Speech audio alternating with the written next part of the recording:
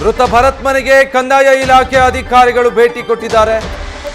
Revenue inspector Pradeep, ಗ್ರಾಮ ಲೆಕ್ಕಾಧಿಕಾರಿ ಭೇಟಿ ಕೊಟ್ಟಿದ್ದಾರೆ.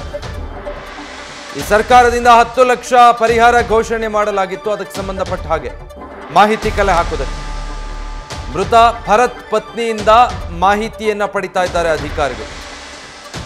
ಅವರ account details, Aadhaar card, PAN card ಮತ್ತೆ ಡೆತ್ ಸರ್ಟಿಫಿಕೇಟ್, ಕಾನೂನಾತ್ಮಕವಾಗಿ ಏನೇನೆಲ್ಲ ಬೇಕೋ ಅದೆಲ್ಲ ಮಾಹಿತಿಯನ್ನು ಪಡ್ಕೊಳ್ತಿದ್ದಾರೆ. ಹಲವು ದಾಖಲಾತಿಗಳನ್ನು ಸಂಗ್ರಹಿಸ್ತಾ ಇದ್ದಾರೆ. ಸರ್ಕಾರಕ್ಕೆ ದಾಖಲೆಯನ್ನ ಸಲ್ಲಿಕೆ ಮಾಡಬೇಕು, ಪರಿಹಾರ ಬಿಡುಗಡೆ ಆಗಬೇಕು ಅಂದರೆ ಅದಕ್ಕಾಗಿ ರೆವಿನ್ಯೂ ಅಧಿಕಾರಿಗಳು ಬಂದಿರೋದು.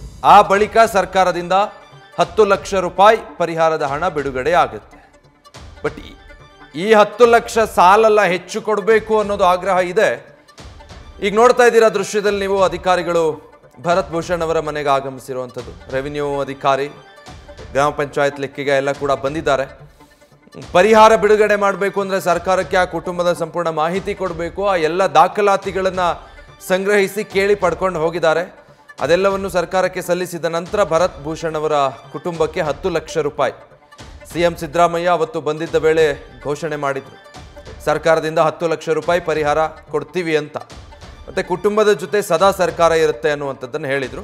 ಹಾಗೆ ಇವತ್ತು ಬಂದು ಮಾಹಿತಿ ಪಡ್ಕೊಂಡು ಹೋಗಿದ್ದಾರೆ ಅಧಿಕಾರಿಗಳು. ನ್ಯೂಸ್ ಫಸ್ಟ್, ನಿರ್ಭೀತಿಯಿಂದ ನಿಮ್ಮ ಪರವಾಗಿ.